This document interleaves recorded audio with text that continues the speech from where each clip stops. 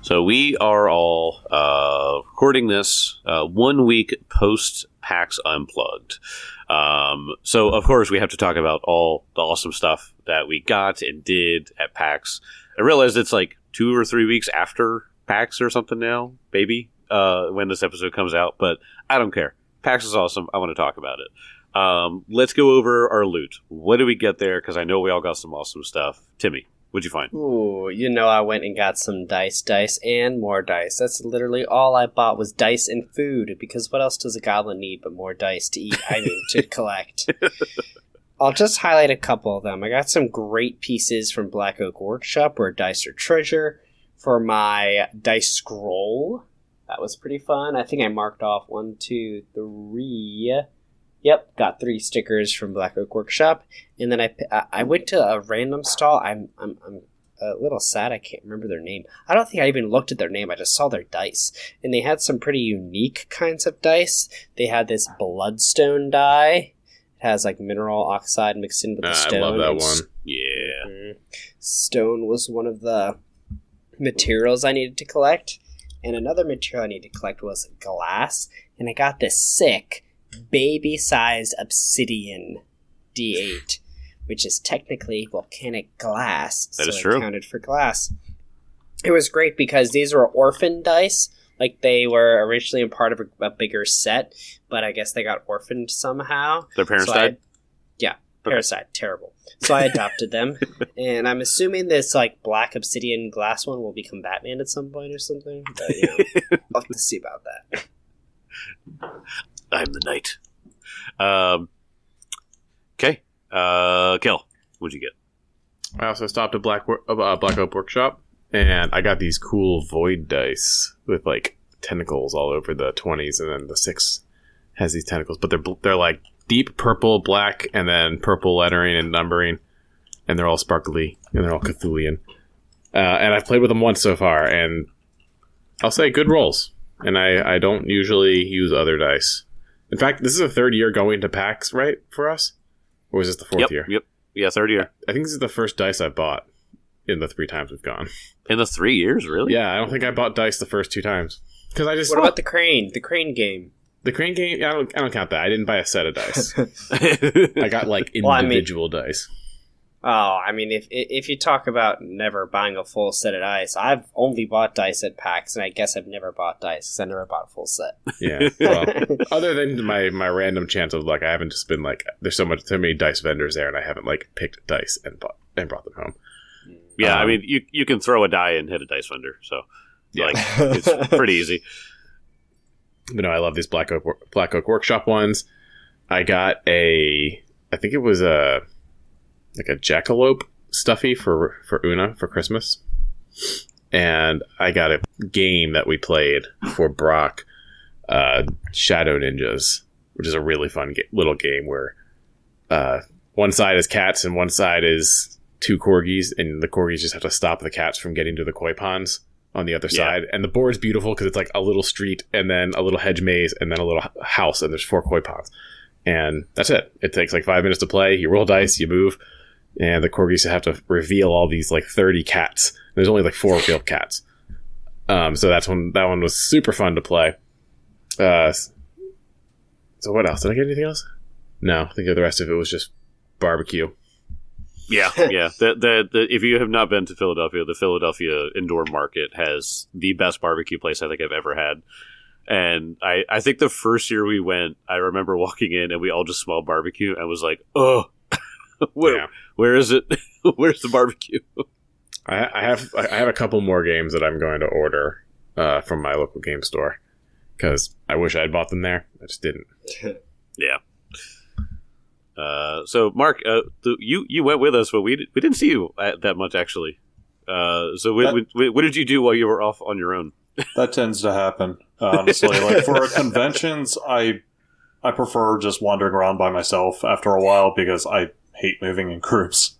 But I mean, honestly, it didn't do nearly as much as I did last year with playing games. I mean, I played the Magic expansion pack that was for the Avatar Last Airbender. Yeah. Like, that's the one they've been advertising, which, you know, it was fun. I mean, like all the cards are set up differently, but they're still the same effect, so it's kind of neat. And afterwards, they gave us 20. It was like a starter pack that's like 20 cards in it. So they're just like, here you go, and I'm like, cool, awesome, Magic cards. Fun. Not going back into that habit. I was just kind of curious. Yep. And browsed, and again, like another dangerous habit, browsed the Warhammer area, painted a mini or two. Of course, it's at work right now because I had to set it up on my desk. But I was but I was just like, damn, like every time I pass Warhammer, I'm like, God, it looks so much fun. But then I see the prices and I'm like, no, I can't do it. You just have to start chunking away like Jed does. He just buys like a set at a time, paints them all till he's completely done, and by the time he's completely done, he's ready to buy more. Oh, yeah. I mean, like, definitely. And the fact is, you can get them most other places. And I do have coupons for other game stores, so I might just do that in order to just paint them. I mean, because honestly, the painting was kind of therapeutic, and the guy there was like, he was like, hey, this is speed painting, for 30 minutes. This is how you do it quickly. Undercoat, overcoat, and dry brush. So it was kind of a fun technique that I was like, I haven't done in such a long time. Yeah, I always see people painting used to more of the... It always looks really fun. I mean, like that was kind of fun though. I mean, like just getting back into it after probably like years ever touching a mini, like an actual mini for like a long time. I was like, oh god, this is kind of awesome. Yeah. What else? Tim and I failed to play Pathfinder, which was fun because we went to Paizo. Oh, and, yeah. I was going to talk about that at the end, but my goodness, did we fumble those games? Yeah. We don't play Pathfinder up. Society very much, hardly at all. So like we went there, and Tim and I we sat at the level 5 to 6 table. Yep. And she was like, "All right, we're gonna be playing for about 6 hours." We could squeeze it into like 4 or 5 if we really moved. We had like a show to be at in like 3 hours. Yeah. So Tim and I were like, we took up a spot in line, and then we were like, oh, we can't play. Sorry. So, Sorry. It was pretty embarrassing. Oh, yeah. Yeah, that was like when I played at least, maybe an hour and a half of our session. And that was at level 1. But like when we were talking to the guy, I think his name was Sean or something. But he was talking about the Pathfinder Society. He's like, yeah, this is for Pathfinder Society. I'm like, I'm not interested. I mean, like, I think I played Pathfinder Society 5 times, if that.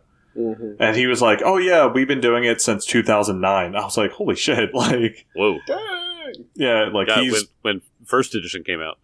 Yeah. Oh, yeah. And I was like, damn, okay. Like, that's dedication. Cool. Yeah, and so like he was explaining it and like the history and stuff of, because I think he's part of Paizo, but I forget, like he said that I forget the magazine name. It was like Wizard Magazine or Dragon Magazine or something like that. Like Dragon Magazine is a very old one. I think it's been out of circulation for a long time, but I think he said it ended in like 2006. Yeah, maybe that sounds about right. Yeah. But yeah, like that, he was explaining all that. But I mean, like we had a fun little session for a bit. I mean, it's the first time playing oh god, what the hell did I play? An Animist, I believe. So, oh yeah, that's cool. Yeah, thankfully starting at level 1 because trying to do that immediately, I was just like, oh hell no! Like all those abilities just kind of just. I'm like, okay, I can get it, but on a quick pickup game, I'm like, oh, geez, okay, yeah, what do I need now? Hey, here's your whole character sheet. Study it in 5 minutes. You're like, Thank God it's level 1. Yeah, I know, right? Man, I was going to be playing a commander, and I was so excited because I really wanted to finally freaking play a commander. At level 5 for commander, I would have been having so much fun. Yeah. So for my loot that I got, I got some. Went over to Black Oak Workshop. This episode brought to you by Black Oak Workshop, of course. We had so while we were sitting there, we were talking to the owner. Tim, what's the owner's name? I was forgetting. Greg. That's right. Craig. Sorry. Mm-hmm. We're hanging out with them and talking, and I went over to their little novelty dice that they have, and I decided to get some of those. So I got one for me, one for my wife, one for my 8-year-old, and then one for my 7-month-old. Because she needs dice. You're right. Right. So I got one that it was so for my wife I got a present die. It just looked like a Christmas gift wrapped die. It was a D6. So it looked like a picture a Christmas present in your head, and that's what it looked like. For my 8-year-old, I got a little D4 it looks like a little gem, and on each of the 4 sides is a little like pixelated heart like you see in Legend of Zelda. So that was really cute. For my 7-month-old, I got her a sunflower D20. So it's blue with like the nice yellow numbers, but then it has a sunflower for the 20. And for me, I got a 1D2, but it's a battle axe. And so it's a battle axe that you throw in the air. And I saw that. It's got 1 dot on one side and 2 dots on the other. So I'm like, that's great. So I got that. I also got. Unfortunately, we're not around a table. Otherwise, I would have you guys smell my dice, because I got some dice from this company called. Let me reach over and get it. StinkyDice.com. Stinky Get Dice. your stinky dice. Stinky Dice. Baron Smelly Bones. Which is just a great name. And these are scented dice, and they are Fireball Char scented.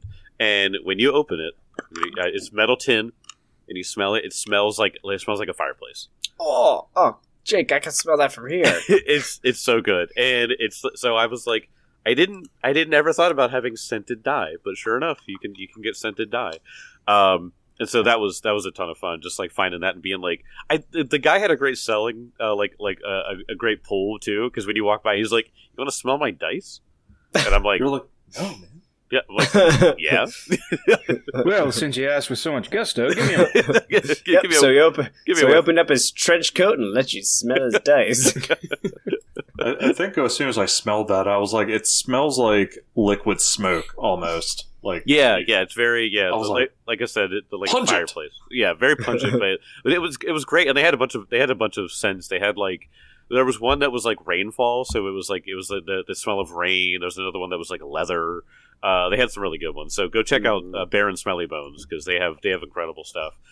Break out the potpourri, honey, and it's just a bowl of dice. It's a bowl of dice. I also got the Flashpoint box for Jed, because he was not able to go, unfortunately.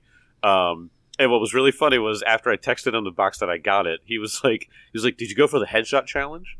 So the headshot challenge, everybody, is if you go up and you go to buy a box for over $139, it was $139, by the way, you can roll a D8. If you get an 8, you get it for free.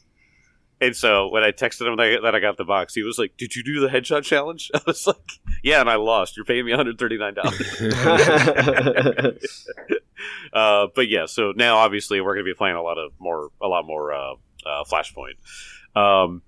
But yeah, they were selling the Feet First into Hell expansion pack, but unfortunately they did not have Headlong into Heaven. I was pretty disappointed. By the way, Timmy asked the vendor this question too. I just want you to know that I had to say I don't know this guy. I'm sorry. He's so embarrassing. But the best thing that we got all weekend was a game called 5 Minute Dungeon. Yes. This was a game that was so good that when me, Tim, Kelly, and Luke, for friend of the pod Luke, we all played it for like an hour in the game hall. I walked right over to the booth and bought myself a copy, and so did Luke, because it's a game where there's no turns. When a monster comes up in the dungeon, you all have to lay down whatever cards you need to defeat it, and you have to work together the entire time to just try to like beat the monsters one after another. But because there's no turns, there's a time limit. And there were like certain abilities that would make you instantly defeat a creature, or instantly get over an obstacle, or stop the clock, so that way you guys can figure stuff out. That was such a great game, and because it only takes 5 minutes, there was one point when we were playing in the Pathfinder Starfinder game that Tim and Kelly came over to me, and then they were just like, "Can we have the game?" Yeah, Tim and I played at the show. Yeah. While we were waiting in line, we were like, "Let's crack the game out. Let's play the game." It's such a fun game to just play for 5 minutes. It's a good game. It's a good one. How was Thanksgiving, John? Oh, it was great. John sadly didn't get to go. He double booked his day. Yep, I have a family that enjoys spending time with me. Boo. Gosh darn family. Wow. Wait, What is it like to feel loved? Was a pistachio There was no pie? dice at all. Was a pistachio pie a hit? Yes, it was. Your family it thing? was. Yeah. I will not be giving the recipe for pistachio pie out. Sorry, everybody. Hey, John, can you send it to me in a text? Don't worry. No. I mean, what John could do is just send it to you in a text, but change the recipe. Oh, that would be devious. You're like, yeah, this is great, and you're just putting salt. You're like, I don't know why he's putting salt in it, but okay. It says here a teaspoon of cigarette ash. 12 leeches. What the fuck is that What's about? on the damn recipe? This has gone from Jake's a like, pie just to like a honest. witch's potion. Yeah. John, I made your pie and it opened up a portal to hell. He didn't do it right. No, they did it too well. Oh my god. Well, I want to open up a portal into the world of Galarian, specifically the ancient city of Sagarak. We ended last episode with me practically pushing you guys out the door to get you into the city of where Book 4 takes place. We were very scared to open any more doors. Yes. I mean, I get it. You guys were, you're riding the line of life and death there. So, but you met an NPC she was dwarven. Her name was, let me find her again. Something Sargil. Where is she? Pargil Longbraid. There's her picture again. So her and another dwarf, they look to be patrolling. They're decked out in, like, full plate with chainmail and stuff like that. They look like they're ready for anything, really. And she just kind of looks at you, and you guys are kind of have this weird standoff. And she's like, "Perhaps you all should come with us. It's so safe out here, and with all this, I'd like to ask you a few questions." Garn looks back at the party. It's like, seems to check out for me. So, what are we looking at out this door? Is it a street? Are there buildings? Are we looking out into a city? What is our vantage point right now? Let me bring you guys over to the entire map of Sagarak. Let me make sure that lighting is correct. 'Cause that's always It is not correct. always. It's just God dang it. darkness. God dang it! There it is. It's just darkness. The city's really dark. This giant underground city. I have greater dark vision, so Can you guys see it now? nope. Hold on. So we don't use torches. Everyone here has dark vision. There we go. There we go. So this place is enormous. It's so big. So bad. You can zoom so far in. You can, and mind you, it's scaled down to get into Foundry. So I mean, yes. So you can zoom in and just see just the numerous houses and streets. This map was incredible, by the way. I wish I knew who made it. I wrote it down somewhere, and it was months ago. It was probably a year ago, actually, because I've been prepping this for a while. Excuse me, Jake. Yeah. Is there a castle on a stalactite? Yes. Yes. There is a ton of stuff happening here. So she begins walking and just kind of looking back, expecting you guys to follow. We can just walk down. Yeah. I thought we were on a cliff or something. No, it's steps. It's a long. Oh. It's a long set of Okay. steps that just walk down into the street. But it's just as you sort of walk out, you kind of get a better view, and this is what you guys can see from where you are. You guys are sort of towards the north. It looks like it might have been some kind of educational district. Maybe there's some philosophy stuff around here. There's some religious type buildings and stuff like that. But I mean, whatever it was, it's been kind of lost to time, it seems. As she begins walking, you can see that she has a torch, and go make me perception checks as you guys are walking kind of behind her. Okay, that's very suspicious. A dwarf having a torch? light their place. Yeah. 31. So 31. So easily enough to see as you guys are walking. There are shapes and shadows moving in the darkness beyond, and you can sort of see one that sort of like drifts toward her and then goes away. Oh. And you're making the connection that the light is keeping whatever these things are away. And so she turns around and while you guys are walking, she sort of like turns her head to talk to you guys behind her, and she's like, "So where did you say you all were from again?" Garn is going to keep his mouth shut for this. We come from Breach Hill. Breach Hill. I'm not familiar with that, but plenty of adventurers come down here. Most of them looking for loot. Most of them end up dying, so honestly surprised to see you all. You look like you've had the shit kicked out of you. You should see the other guy. They're all dead. Indeed. Just Right. lifeless corpses. Right, the Gogs were in there, right? Did they bother you at all? No, They come out? they mostly kept to themselves. I think we got in a scrap or two with them, but no, they mostly just kept inside. They would capture a ghoul every once in a while, sort of took it off of our hands.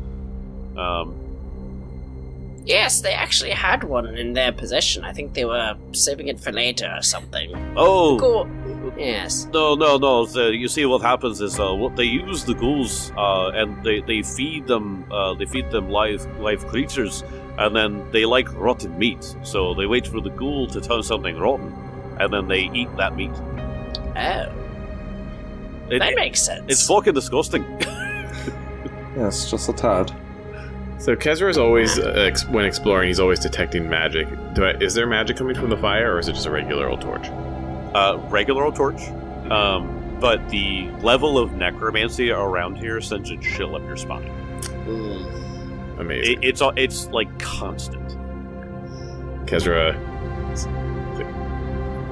I get an eerie feeling about this place. What is going on here? I think I can see shadows moving just outside the light. What have we walked into here? Oh, this is, if you're not aware, this is the ancient city of Sagarok. And she goes on to tell the long story that I told you guys before, but like, this city had defended itself against orc invaders and the creatures of the Darklands and all that kind of stuff.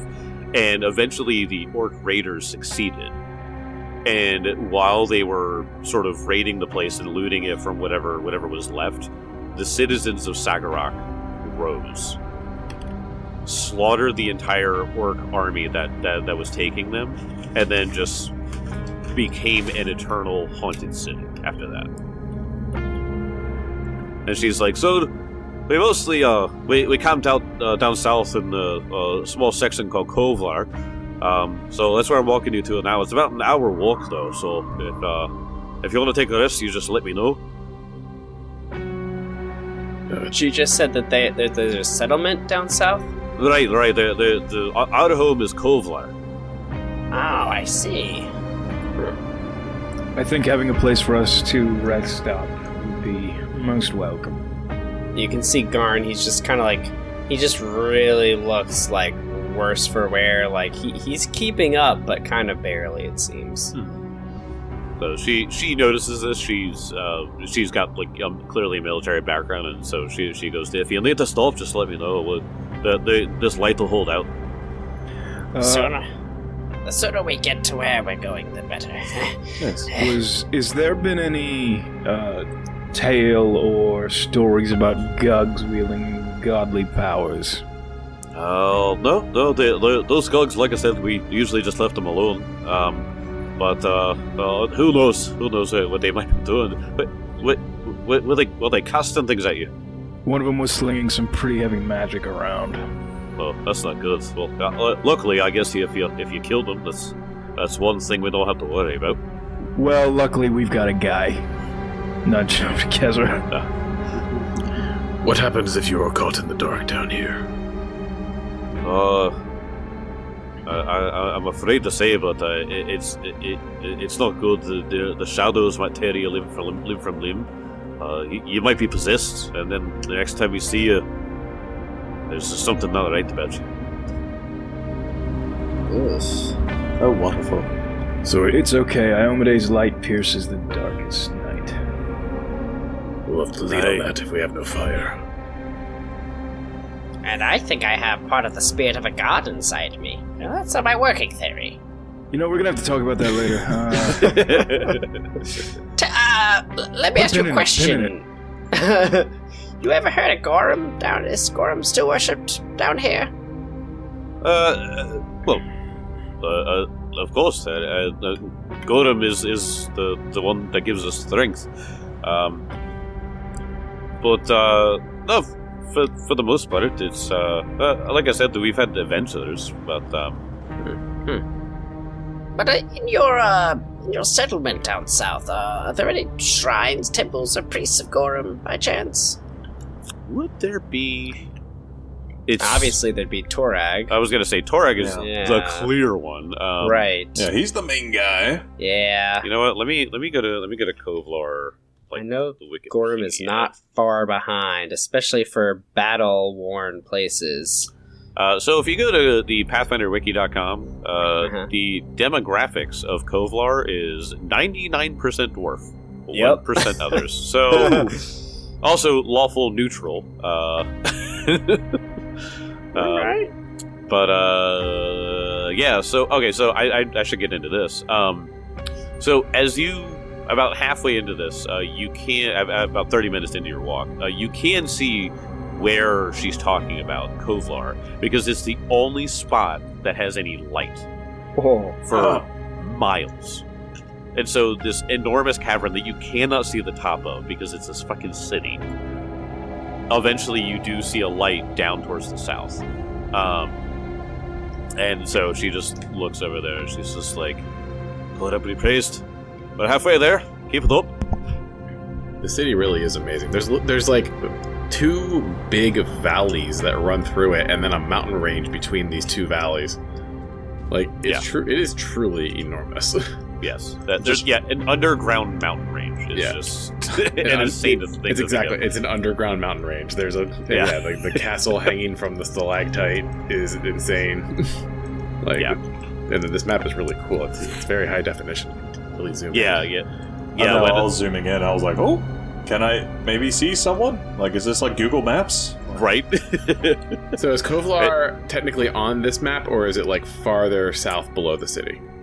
So, do you see the so there's a gate all the way towards the south? Yeah. And then there's like a little heart-shaped, like road. Yeah. You see? Okay, so that is Kovlar. Okay. So there's a map for So there's a map for Kovlar, so I can show you that when you guys get there. But she's just like, so I won't tell you. When we get there, you'll have time to rest. But I will be making an appointment with the council. They want to meet with adventurers to make sure that don't have any nefarious intentions. If you wanted to kill me, you could have now at this point. But they won't ask questions. That's all. That's completely reasonable. Yes, agreed. Completely understandable. But like, you guys got 30 more minutes, so if you have any questions for her, if you have any more questions for her, so you can see what she might know. What is it? As you can tell, I've been around for quite some time. Tell me, who's on the council? The council consists of... God, let me see. Tell me in PC names, Jack. Give me descriptions of all of them. They all have PC names, Tim. Don't worry about that. Oh, yeah. Like, is Otho still on there?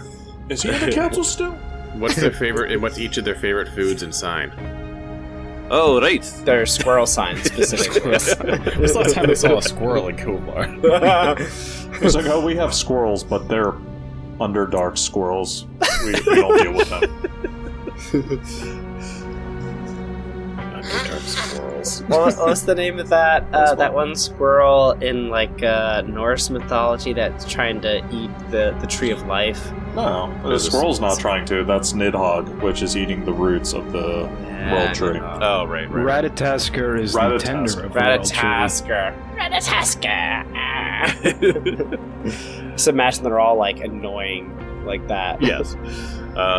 So she goes, well, there's Keldig and Aljoiner Tora, Hera, Grokar, Wuldi, Frastin, Stosk, Kalrun, and then she goes on listing 2 more here. I don't know why. Dang, there's a lot of the council. Yes, there is 1, 2, 3, 4, 5, 6, 7, 8. There's 10. Whew. 10 council members. So she goes on listing these and talks about like what council they're on, or each of the dwarven council members is sort of head of like a district. So there's like a crafting district and a religious one and a magic and an arcane district and stuff like that. Okay. So she kind of goes into each of those. There's a military one, obviously, especially in the situation they're in, pretty important. But yeah, so she kind of goes into that, and it takes about 30 minutes for her to be able to talk through all of them and stuff like that. And so you guys do get to the gate. So she goes up, and goes up to the as you're walking up to the gates. One of the dwarves kind of pokes his head over the gate, and he's just like, "How did you?" And he goes, "Hey, it's me. We have 4 stragglers, adventurers. Did they come through here?" And he's like, and he looks at you all. He goes, No, they didn't. They said they came in from another way. The guy just looks completely confused. Like, is that a back door? What? Come in. And so he just starts pulling up the gate. And so she turns around and she's like, when you guys said you did not come through Kovlar, you didn't mention it. I was sort of skeptical. I thought you were lying to me, but it seems you were being honest. We found. What reason would we have to lie? Yeah, we found another way through the mountains. Lots of cracks and crevices. We found some beautifully uncut gems. Really? The Council of the Craftsmen would like to know about that. Also, we'd like to get that on a map as well, just so we can make sure to keep an eye on it.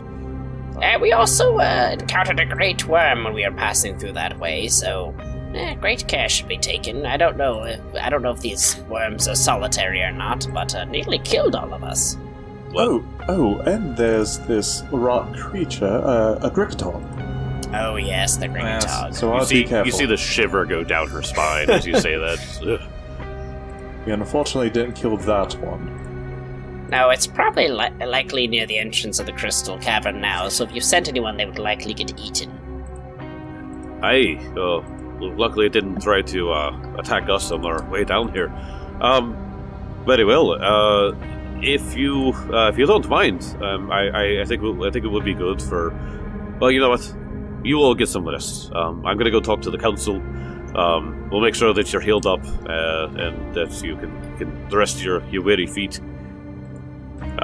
So she leaves you at the tent, and some soldiers come by and they start giving you water and stuff like that, healing you up. So if you need healing, they obviously provide it.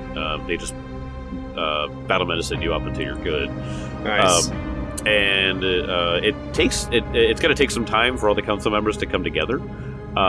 So do you guys want to do anything? They're obviously keeping a pretty sharp eye on you. But if you want to ask around or something like that, it's totally up to you. You got like an hour.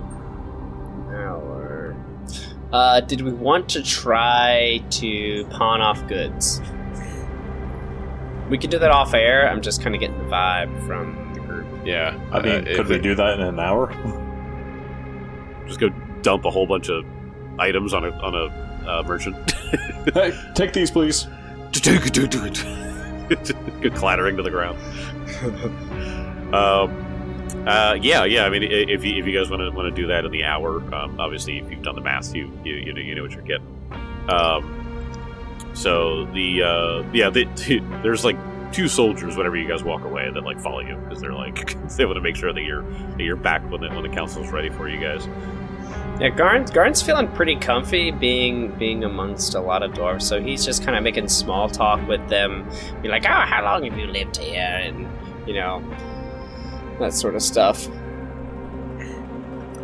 So yeah, you start talking to them, and like I said, these are like military guys, they're guards, and so they're like, oh, parents aboard here, they were guards. Their parents were here, so they were guards. But my fourth grandfather down the line, he's the one who kept over.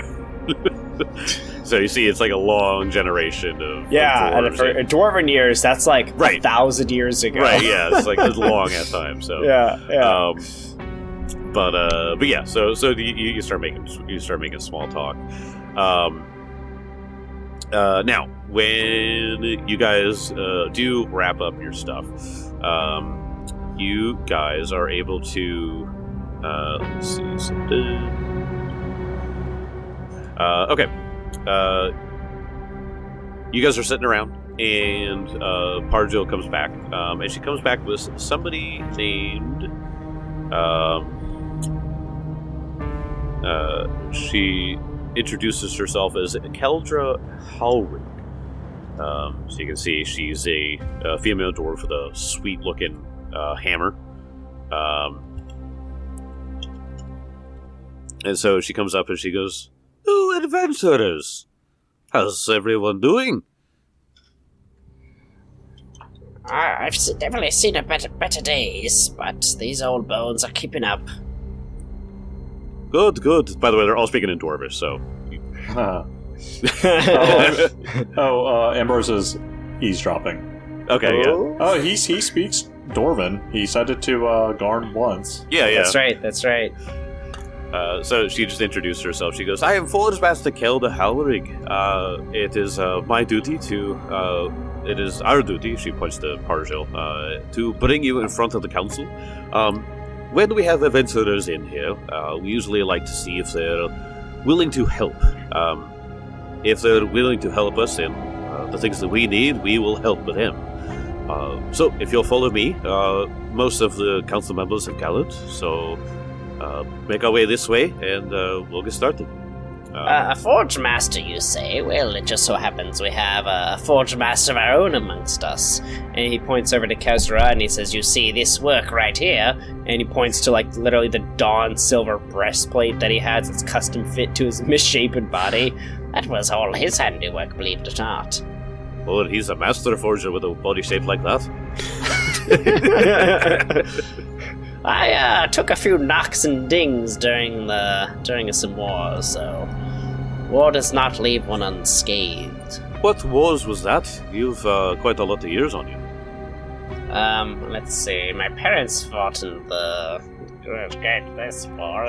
There's some skirmishes part of the nation of Taldar, so it was a Taldarian war, and I'll have to get back to you. My memory's actually a little fuzzy. And you see he tries to think about it, and his like head starts to hurt. He's like, "Was it the clashing shore with the demons?" And you see he kind of gets like this far off look. And Kezra, you feel like you see his grip on reality is actually starting to slip a little bit. So I will let you and Benson roll perception checks if you want to try to shake it back to reality. Oop, there goes gravity. Honestly, if you're still talking in Dwarvish, Benson wouldn't know what the hell you're saying. That's true. Oh my god. Oh gosh, it's only Ambrose. Yeah, actually, only Ambrose is like hearing me starting to ramble on a bit. So like in that case, could Ambrose do something like a check? Actually, hold on. I need to think if I have that skill. Oh, never mind. Genealogy won't do anything. I was thinking when you were talking about wars, like that he could use. I thought I had history in here at one point, or society or something like that. Local, or society. Yeah, like that could be like, oh, you mean this war? Like, just trying to point him in a right direction, kind of. Sure. Okay. Yeah. So go and roll society and see if you can kind of like fill in the gaps where he's like kind of loosen it. Okay. 25. Yeah. So you sort of like connect the dots on a few things, and you sort of fill in some of the blanks, as I said. Yeah. So she's like, "Oh, okay." And so she's kind of like looking at Garn here, like, see, is he okay? Like, she just started asking questions because she was curious. But all of a Yeah. sudden he just, like, starts to slip, and she's like, Yes. right. Yeah, and he'll be like, oh yes, he's fine. As I said, we've had quite a long day. Well, I hope you all are well rested. The council would like to see you. They're quite busy. So she starts like ushering you to the council chambers. Kezra, while we're walking, he'll like come up next to Garn, like kind of nudge you, say, "You good? You looked a little lost back there." And you see he does kind of have that, he gets the nudge, like sometimes touch can be like a grounding action, and as you nudge him, he just snaps back and he's like, The war for the crown! Yes, the war for the crown. My, that was a bloody conflict. I think that's when I lost this rib. and he kind of sees you looking at him and realizes that like the conversation has like moved on and we're like walking. And he's like, Yeah, thank you, Kezra. I just got a little confused, I think. But I'm back in here now. It seems that there are perhaps some more questions that have yet to be answered. Questions that spark memories yet to be known. Anyways, I guess we're going over here now. Right. He's kind of leaves him to his own ramblings. Make sure he walks in the right direction so he just doesn't walk off into the darkness. Yeah, you just take care of yourself. Yes, of course. Yes. The war for the crown. My Grand Prince Stavian III was quite paranoid.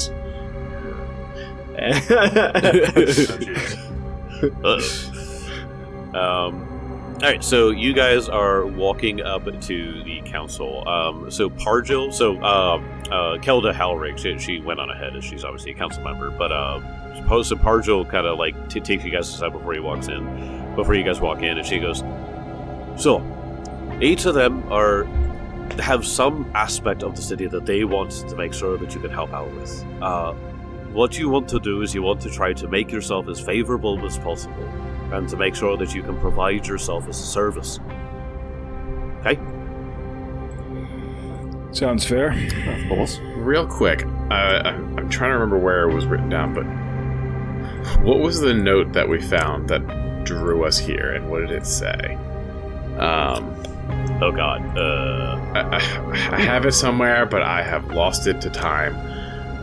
But we are looking for the connection to our little plot line here. Yes.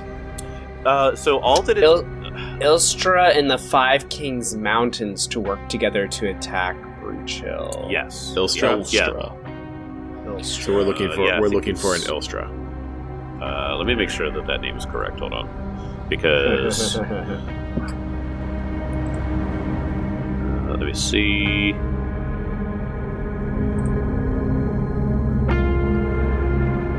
Yeah, I wanna, because that's what we obviously need to bring up with the Yes, Ilsra. Yes. Ilstra. So yeah, what you got was Ilsra, Ilssrah. The Knoll lady. That was her name. It's been so long since we. That did was that.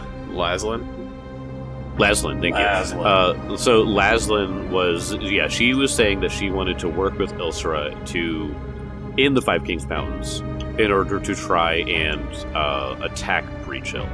And she pretty much indicated she didn't know why they weren't just attacking Breach Hill. Like, why not just do it? Like, that was her biggest deal. So you know that Laslin has some contact here named Ilsra. Okay. But okay. All right. Is that all you wanted to remember there? Yeah, we're well. I think. Yeah. I just wanted to have that so we can ask the council. Okay. So, as you guys walk in, I will say that there is a mini game here. which is very fun. So what you can do when each of the council members introduces themselves, you can do one of two things. You can deduce traditions, so you can try to see like what angle you could go at to try to like impress them. So it's you by interpreting a region's personality, drawing upon what you know about dwarven tradition, making educated guesses, you surmise what sort of skills are most valued by dwarven region's guild, and thus far, what types of skills would most likely carry the region's favor. So all that it would just be a perception or a society check to try to get accurate results, and then after that, if you want to try to do that, it would sort of help you. Or you could just go for it and just try to influence them. In which case, it would help. That would just be to help impress them. Is pretty much all you're trying to do. But let's just say that there's a lot of people here that might be a little skeptical of you. As she had kind of said, they sort of deal with a lot of adventurers. They deal with a lot of looters sometimes. Right. So that's why they're kind of like trying to feel you guys out here. But let me get into the room. Sweet. Give me some. I want some music, Tim. That's like a council, maybe like a debate stage. You know what I'm talking about? I want some like. Do you have the Phoenix Wright soundtrack? That's what it is. That's what I want. I could definitely get it. Then we could get copyright struck and delisted from Apple. It would be worth it. It's so well. Oh God, there's so many. There are a lot. The Phoenix what music? Phoenix Wright Attorney games. Yeah, it was that on the DS? Okay, no, I know what you're talking about. Yeah, the most They're on common multiple objection. Nintendo platforms. Yeah, that is a lot of dwarves. All right. Yeah, so there are 1, 2, 3, 4, 5, 6, 7, 8, 9 dwarves here. So as you walk up, Pargil just kind of sort of sits off to the side, and then she's like, "Put on your best face," and then she looks up at the empty chair. She's like, "Some of them run late sometimes." And as you go up, as you stand there in the middle of this council, Kelda Hallrig stands up. So she introduced herself as Forge Master Kelda Hallrig. So she stands up and then she goes, "Forge Master Kelda Hallrig."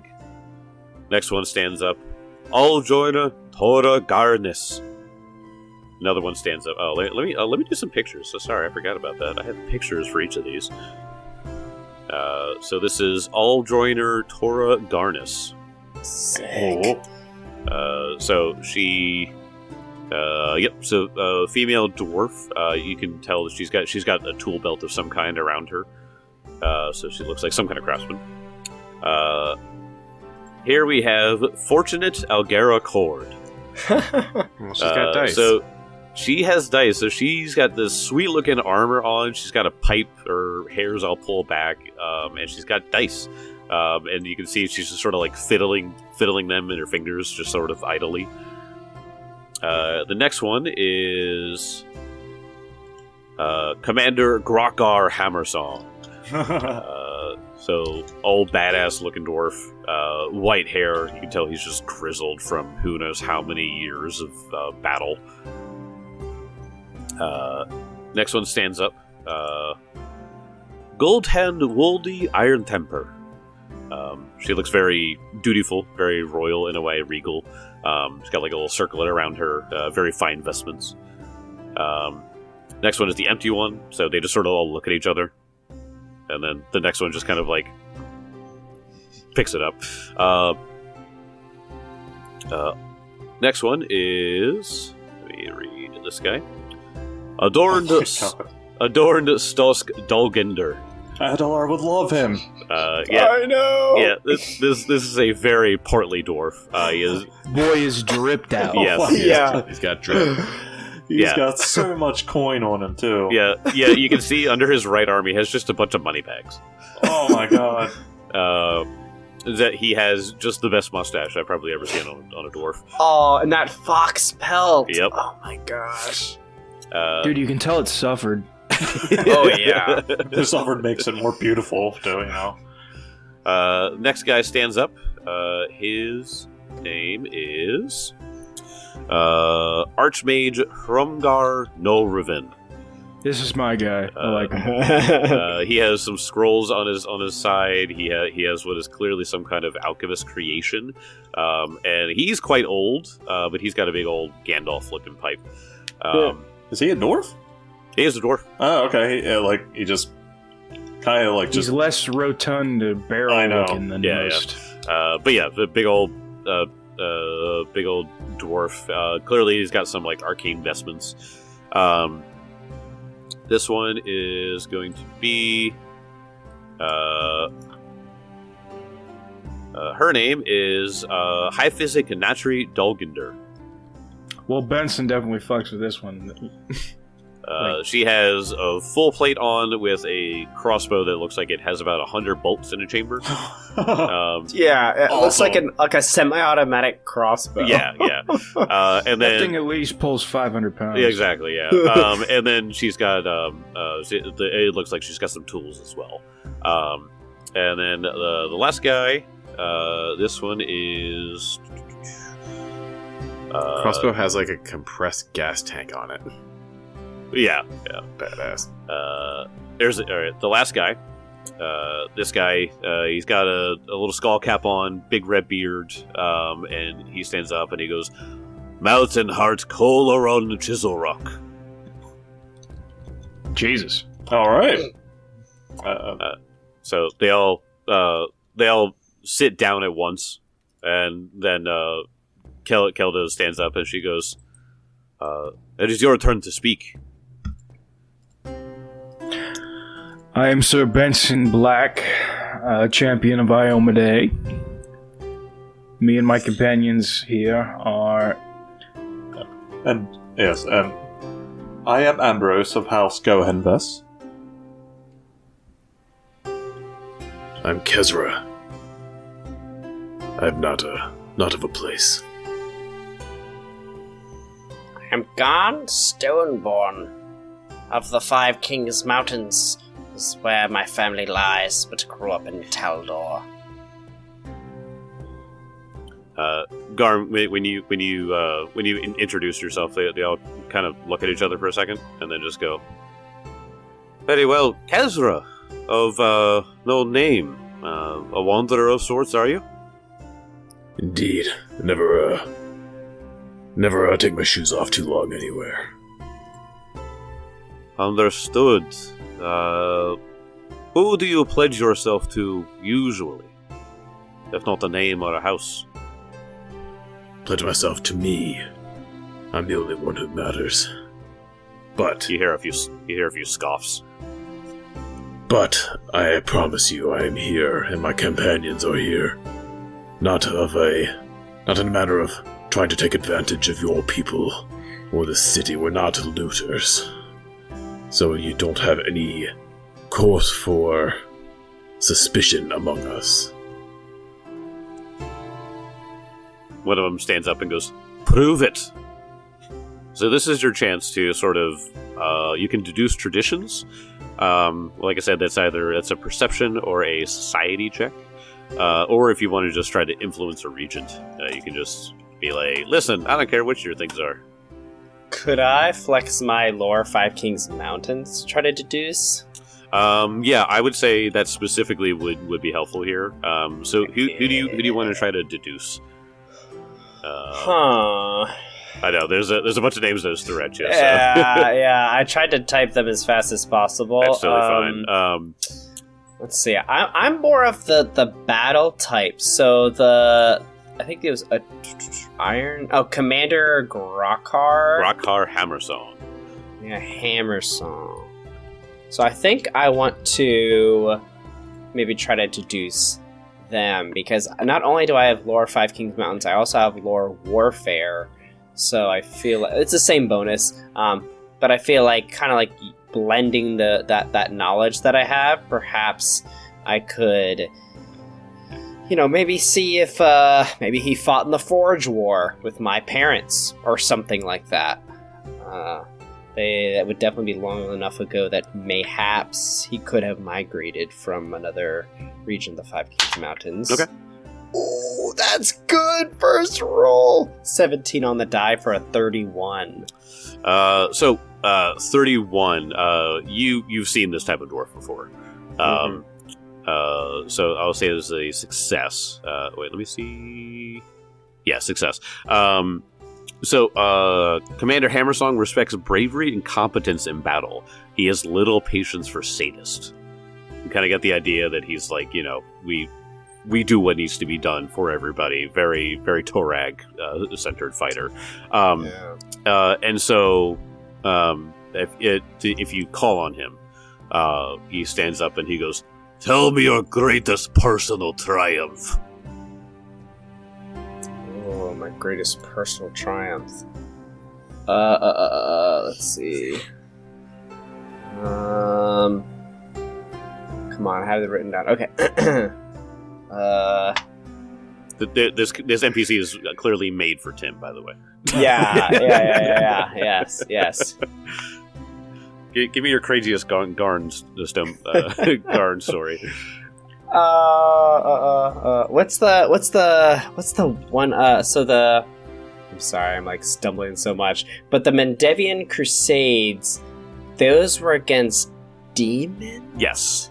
All Mendevian Crusades are against demons. Right, okay, I was just making sure, because I get demons and devils mixed up so much.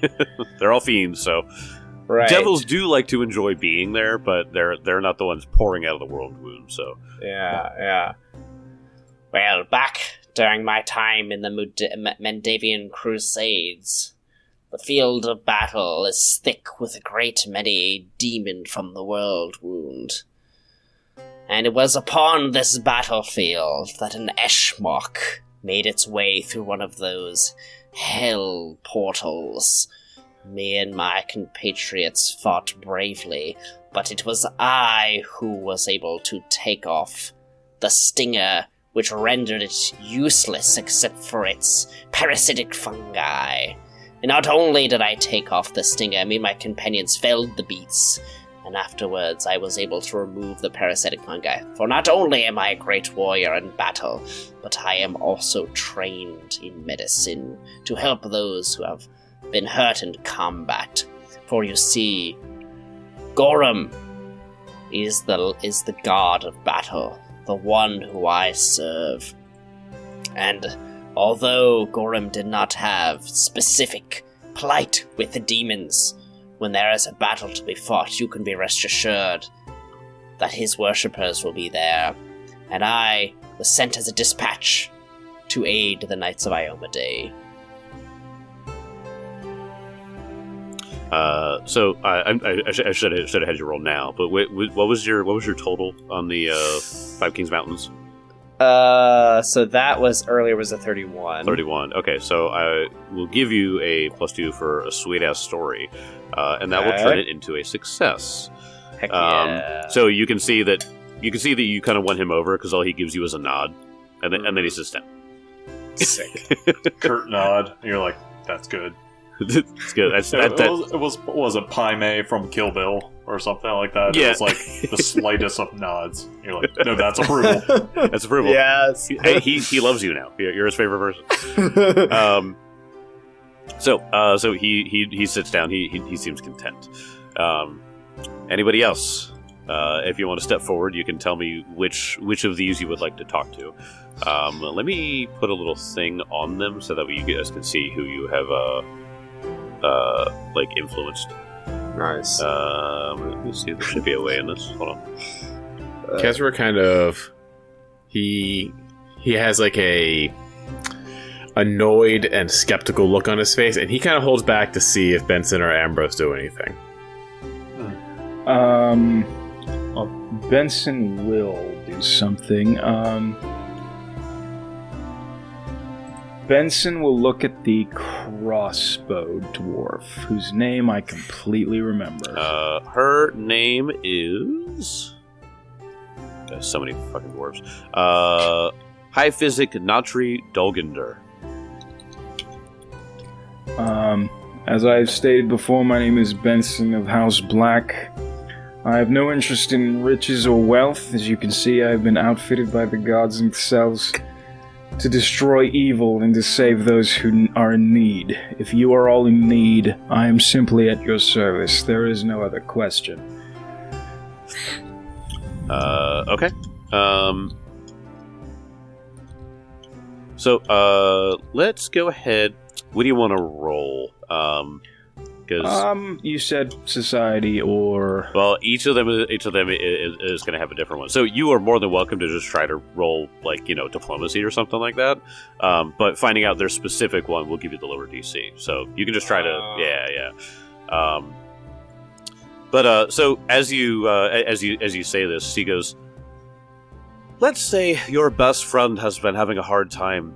What do you do to cheer them up, Benson of House Black? Start with a drink at a tavern. Everybody in the bar get tipsy. I read them a script now. All right. So, what do you want to try to roll here?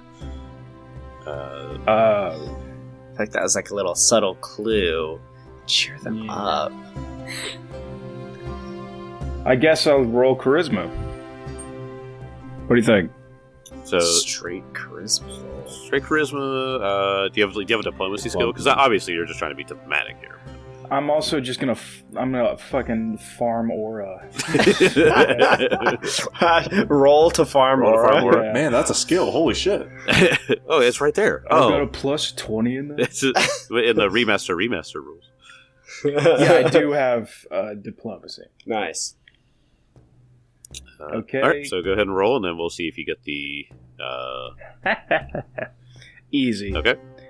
36. Whoa! 36, so she kind of looks at you, and she goes, very well. Perhaps a drink would take off the edge, I suppose. She just kind of looks at the rest of you, and she just goes, what about you all? Oh, like asking what we would do for a friend? Oh, dang. I would say whatever cheers me up is a nice round of cards, or perhaps some music to accompany. And he just kind of gives a weird smile, but it's kind of what he feels cheers people up, so he's all fine with music. But he doesn't want to say anything out of turn right now. Okay. But yeah, he definitely says he's just a bit of music, a little bit of drink, and a talk. Okay. What do you want? You just want to roll diplomacy as well? Oh yeah. Okay. Yeah, let me roll that diplome. What is my diplome? Oh, plus 21. Okay. Whoa! Oh. 19 on die for 40. Oh my gosh. Okay, yeah, so she just kind of goes, oh, you all know how to have a good time, it seems. Very well. So she sits down. So she seems satisfied. So you can tell here that some of them might be a little bit more skeptical than others. Mm-hmm. First guy you talked to was pretty satisfied with the first one, but she seemed to be less welcoming of the first answer. Mm-hmm. So let me mark her off here. There she is. Who else do you want to talk to? Who was the dwarf in the top left? Gold Hand Woldy Iron Temper. So let me go to her. I'll just say when you choose somebody, they sort of stand up. Not you. You. And they just keep... No, you. And it's just like they go like NPC action. They just stand up, sit back down. Yeah, they just... I think I want to roll a perception on Gold Hand. Okay. All right, go ahead and roll perception and see if you can figure out what her deal is. Yeah, that's what... 30. Oh, sorry. Now you go for it, Mark. Well, no, I was just kind of curious about her because she, as you said, seemed... I wouldn't say, like, noble. Would that be a proper word for her? She seemed very, very proper is actually a better way to say it. She Yes. seems very like by the book kind of person. Yeah. Yeah, and that's why he kind of looked at her, because she kind of sort of reminds him of like a nobility sort of scenario. Okay. So, and that's one thing he likes. He can talk with nobles. Yeah. Mm-hmm. So he's on to a perception as well. Okay. Goddamn, 30. All right. You both succeed. You can see that she is clear with the title Gold Hand. She is from the Guild of Coins. So either crafting, performance, or society is the favorable skill for her. Ooh, crafty boy. Yep. Crafting, performance, or society, which is like obviously the easier one. But doing one of these gives you the lower DC. So if you have one of those, you can hit that easier. But yeah, she seems gregarious and welcoming. So you can tell that she's very open to like whatever you might have to say here. So what do you say in your opening thing, and then she'll ask her a question, because it seems to be how this works, is that you guys call somebody, you introduce yourselves or whatever, and then they ask you a question. So yeah, Ambrose will talk to her. And, hello, I am Ambrose of House Goenfest, and I am simply here to assist my compatriots here to stomp the world of evil, just eradicate it. But as well as journeying and finding new things to experience as well. Very good. Ambrose, what is the best way to make your fortune in the world? Mine personally. Is that the question? Yeah, she just sits there waiting. Oh, for mine. To make my fortune. Well, I would establish a bit of trade amongst the various houses. You always happen to find out what is needed, what you have, if you can use that in order to get a hold of something else, and go from there. And he'll go into kind of a spiel of perhaps in his house where he was dealing with the finances and the law, okay. Because he does also have law as a skill. Okay. Legal all right. lore, sorry. Legal. Oh, okay.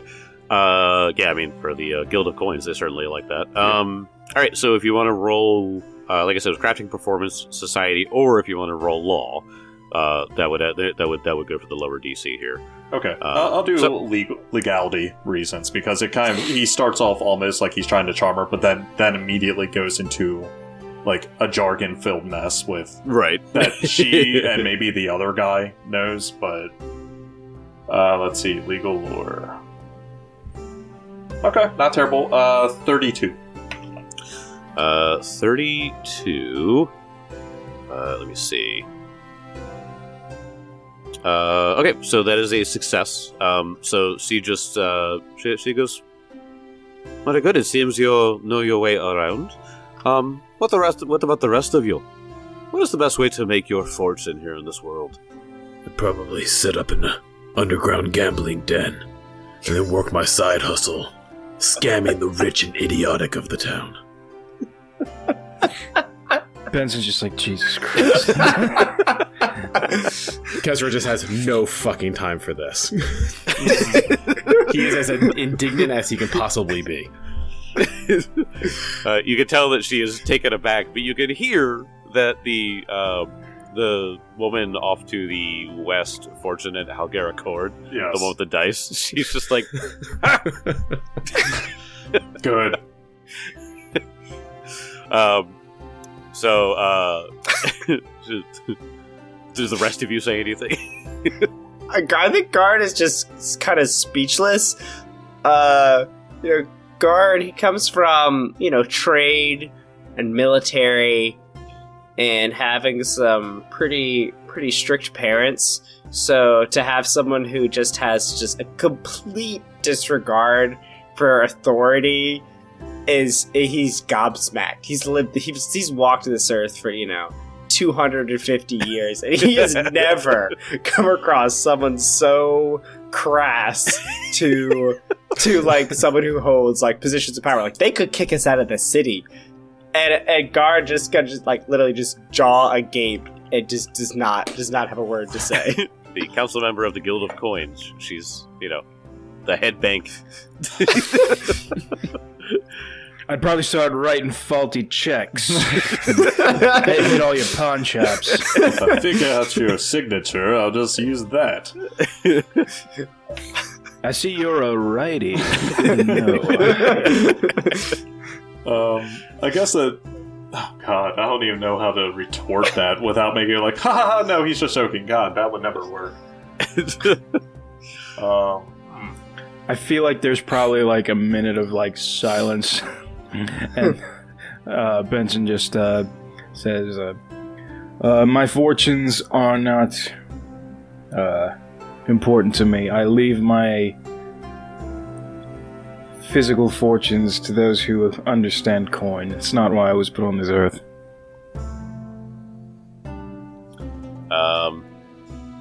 So she just kind of looks around and then she goes, I just pray you all keep to yourselves, keep your pockets inside of your own. And she sits down. So everybody else... Kezra a little elbow into the table. Fucking asshole.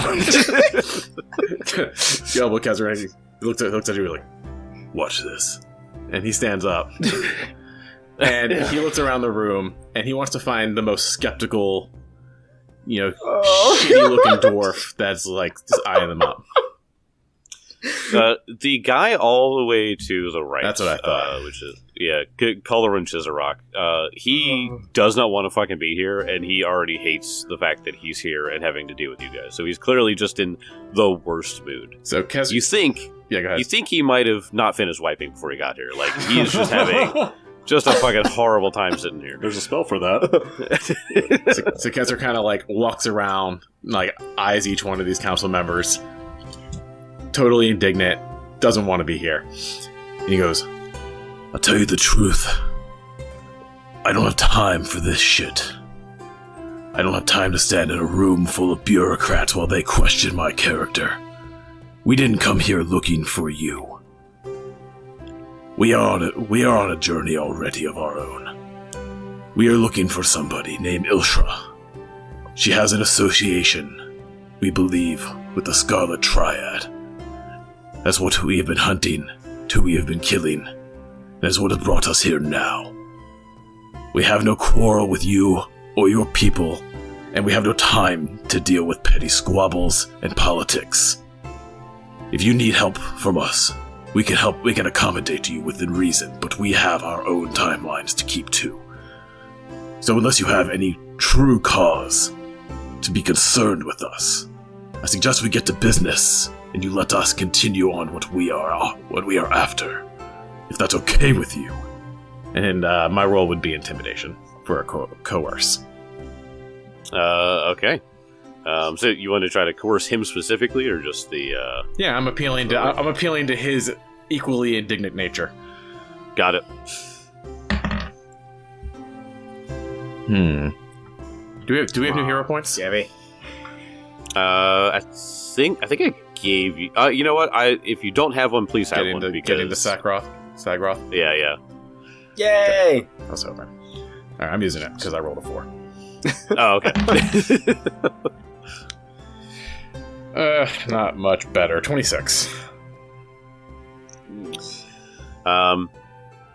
So he. Okay. So he seems to be perceptive to that. Okay. And so he stands up and he goes, "Well, I appreciate your forwardness, bluntness. I do have to play by the rules, so why should you, outsiders of Kovlar, be allowed to meddle in our affairs?" And you can see that the other council members are just like, "Whoa, what the fuck, dude?" I think Garn's gonna step in here. Maybe a little more diplomatic. Well, I believe what my associate is trying to say is that our purposes down here are aligned on the side of good. You see, I myself was imprisoned by this Scarlet Triad.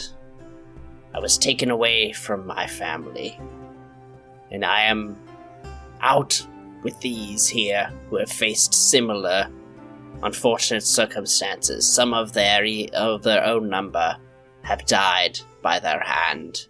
So please forgive our impatience with this process, because we feel as if the gathering of their forces increases by the day and presents an imminent threat, not just to their town of Breach Hill, not just to the whereabouts of the safety of my family back home, but to anywhere where they may touch, where their scourge spreads. They use any and all methods to gather power, and it would not be unlike them to use the surrounding area here to make unholy alliances in order to wreak havoc on those around them. We believe that their aim is Breach Hill, but we don't know that for sure. This very place could be in danger, and it is our goal to seek it out and extinguish that threat. You see, our goals are aligned with yours in that we seek the removal of this dangerous group, which could present danger to your city. We just would like a peaceful, symbiotic stay here. We promise to not create any underground gangs of gambling or side hustles. We only wish to trade. Our coin here is as good as it is anywhere, and we wish to seek out this group and eradicate it from the face of Galarian. All right. What are you gonna roll? I got diplomacy. Okay. Okay. 16 on the die Okay. for a 33. Okay. He seems to sort of nod his head a little bit. He's still kind of stuck up about it, though.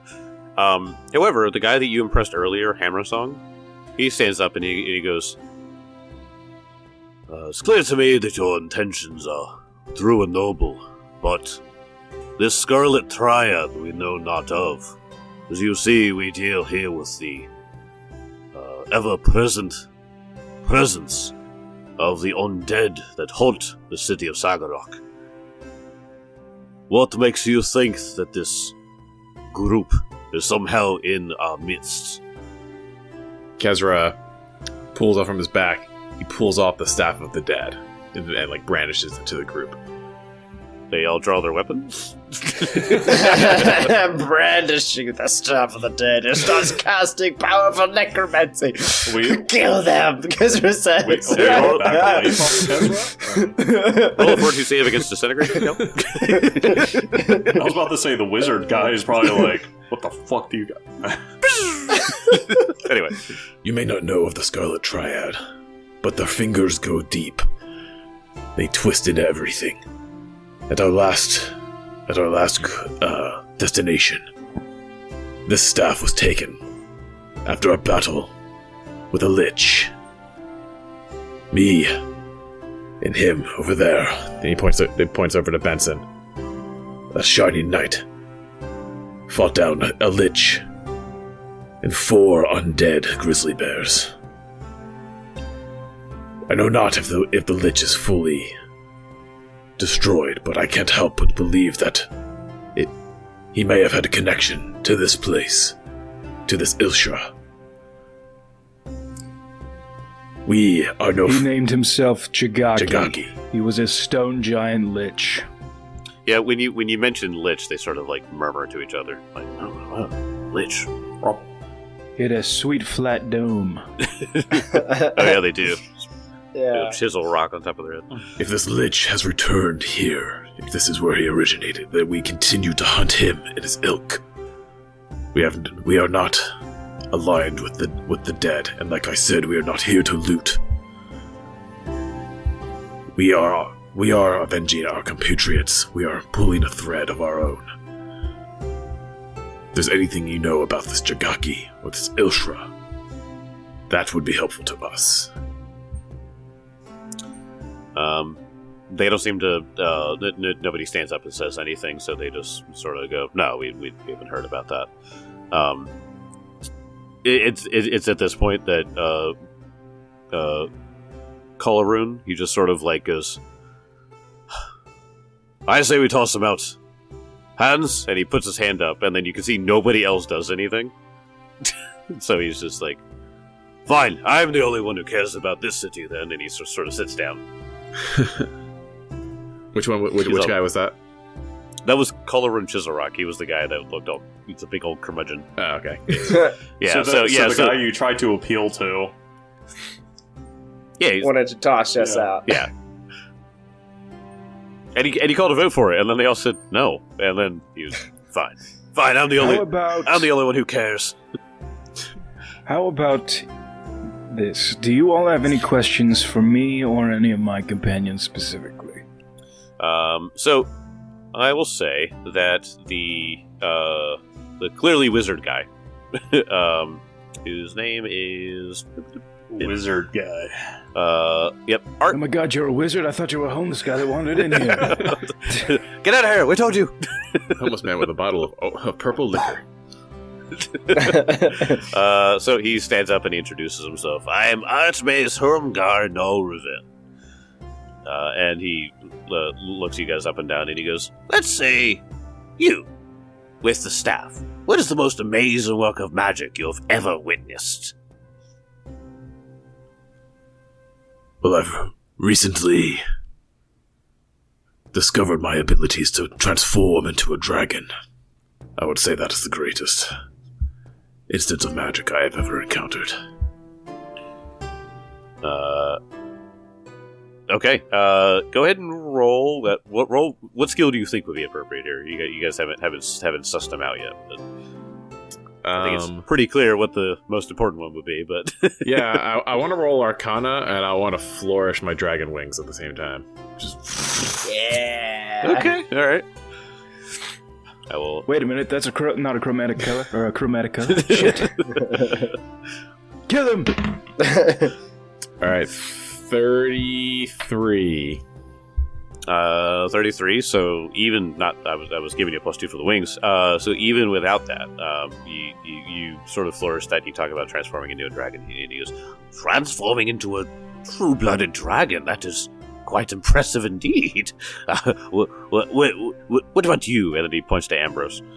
Oh, and so for him, so Ambrose goes, well, I'm not exactly as learned as you, of course, but I do have a bit of a flair for, let's say, soul binding. And with like a snap of his fingers, Luca is going to pop out, like adjacent to him. And They all go ghost. Oh, Phantom. It's a fucking ghost. Get him. I mean, do it. We'll see what How do happens. you get in the case? We're not aligned with the undead. Look at my ghost friend. Look at my ghost it's friend like- and my staff of the dead. Yeah, I mean, we're all ready. Yeah. Guys, I think we're tanking this. Yeah. We gotta really This dwarf looks basically undead. And then you have these two knights donned in Dawn Silver with Dawn Silver blades. Right. Mhm. What the fuck's this group's deal? Yeah, We're a weird group. we really are. Mark, you can go ahead and roll. Well, you tell me what you're rolling, and then I will let you know if it succeeds. I fucking don't know, man. Diplomacy, I got... I mean, because I actually don't have a high arcana, but I do have, occultism. Okay. Yeah, you can try to roll that. And it goes, as well as this, I also have been able to summon other creatures as well. Especially the most latest being a... Oh god, what was that dragon called? God, what? Oh, the Omen Dragon. Yes. The Omen I can summon an Omen Dragon. Of course, right now my spell slots are taken up. I have no more spell slots for the day. I have no more spell slots for this, okay? No. The wizard goes, this guy knows what he's talking about. I know. Oh, you do? Yeah. Learned man, I see. Let's see. Yeah, go and roll occultism, buddy. 32. 32 is another success, so he seems to be satisfied with this, and he goes to talk, but you can hear a voice coming from the north. It sounds like somebody like walking up. There's like, rah, rah, rah, rah, rah. And he goes, I want to talk to you all later, and he goes to sit down. So, Timmy, there's not many times that I will ask, did you read the book? But what happens is this. Oh, no. A man comes walking up to the council, and he's like, oh, damn it, for making me late. Sorry, everybody. I assumed... And then he looks at you, Garn. Garn, Timmy. This guy's name is Sentinel Fraston Stoneborn. He's my relative. It is your cousin. Oh my god. He goes, cousin! I'll see you guys next time. Oh my god. Good lord. No freaking way. That's in the book. I swear to God. I love it.